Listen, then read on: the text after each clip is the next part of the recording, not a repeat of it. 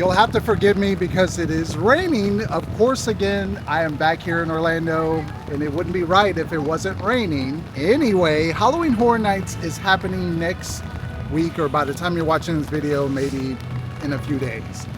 But there's a lot of stuff they have not talked about or discussed. A lot of secret stuff that I think you might find interesting in this video.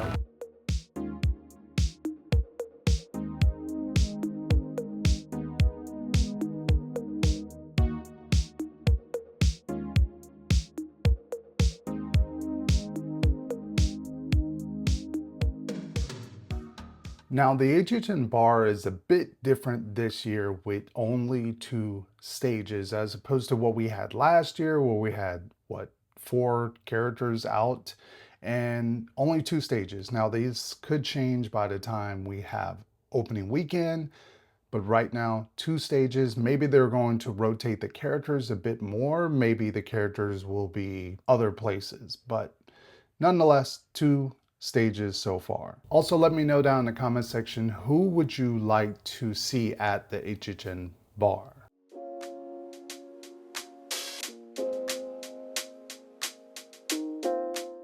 Now, speaking of bars, we actually have Fanta come back to the event in a weird, different way. They're not taking over the traditional booths that they did last year. They have these weird, smaller shacks, I guess. There's only 3 of them in the event, besides the one that's the actual bar that's located next to Transformers. Nonetheless, Fanta is still back at the event, just in a weird way. So some of the hotels have already started transforming into their Halloween Horror Nights overlay. So let me know if you want to see a separate video going over all of the details, all of the hotels. Let me know down in the comment section if that's something you want to see. I know I've noticed, at least with the Cabana Bay one, they've expanded it much more than what it was last year. They actually put out a little bit more set pieces to it. So it's really cool. So let me know down in the comment section if you want to see me go through all of them and showcase for that for you guys. Also, leave it down in the comment section. What hotel are you going to be staying at when it comes Halloween Horror Nights time? Are you spending that extra money for Hard Rock or maybe Sapphire Falls, maybe Cabana Bay? I'm curious of what people want to stay at and why. So leave it down in the comment section as well. Yes, the Death Eaters are back at Halloween Horror Nights, but they're typically inside of Diagon Alley. Right here on the outskirts, we actually have fog machines, which could be one or two things, either a roaming horde in its area, or just for the ambiance and the spookiness. Nonetheless, I'm excited to see something done for this area because it feels kind of just like an empty area.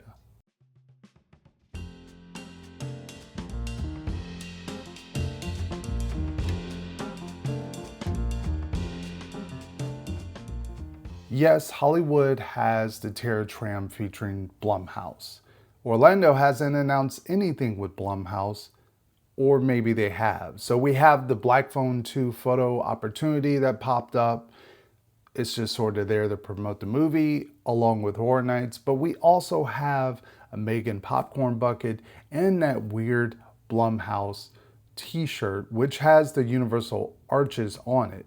This leads me to believe that we will see these Blumhouse characters at the event this year. It just hasn't been talked about, whether they are for the HHN bar or a roaming horde. And I'm so excited to maybe potentially see these characters at the event because it's a unique surprise. Now, one of the more interesting rumors and things to happen secretly. Inside of horror makeup, there are 2 platforms on the left and right. They typically have these sort of candle statue things on them. Those have been removed. This could be placed anything. It could be gargoyles, could be Five Night statues from the movie. It could be anything placed in there. Maybe they put some other artifacts and stuff in here, make it sort of like a little quick walkthrough, chill out area, or this could be simply something for media. Who knows? We will find out when Horror Nights starts. But if you would like for them to make a show in here or the Bourne Theater, let me know down in the comment section. I think it's a wasted space for Horror Nights to not use, because it only makes sense. Horror makeup show, why not do a HHN show in there?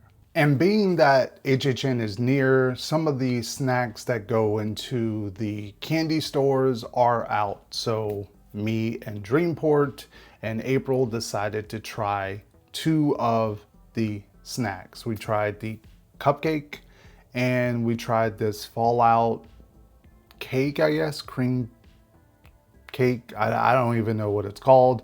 I'm just gonna tell you right now, do not get the cupcake. It is cool looking. Yes, it is great for a photo op, but this is not the actual cupcake that is coming to Horror Nights for the food. That will actually be a much better cupcake than this one. This one is a stiff, ultra super sweet.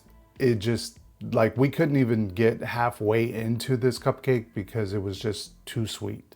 We all like the Fallout cake. Now that one I would say you should try. It's really good.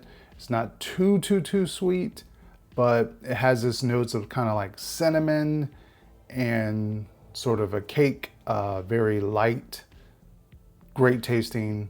I would recommend that one over the cupcake by far.